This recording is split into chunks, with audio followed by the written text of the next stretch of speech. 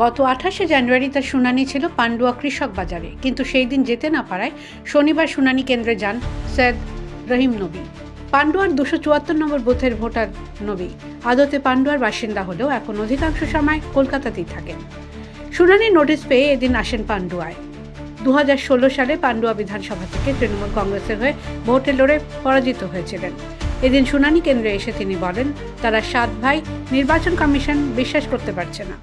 বিষয়টা হচ্ছে, দেখো সত্যি কথা বলতে আমরা 7 ভাই 3 বোন, তো এরা এখনো বিশ্বাস করতে পারছে না যে আমরা এতগুলো ভাই একসঙ্গে থাকি বা পান্ডুয়ার বাসিন্দা, সেটা এরা কোনো মতে মেনে নিতে পারছে না। সব থেকে বড় জিনিস, বা মানে জাতীয় দলের হয়ে ধরো না করেও সিনিয়র জুনিয়র মিলিয়ে 100টার উপরে আমরা ম্যাচ খেলেছি, জাতীয় দলের ক্যাপ্টেনশিপ করেছি, সেখানে আমাকে হিয়ারিং করা হচ্ছে, আমাকে এসআইআরে ডাকা হচ্ছে। অবশ্যই ডাকবে, নিশ্চয়ই ডাকবে, আমি সবসময় সাথ দেবো।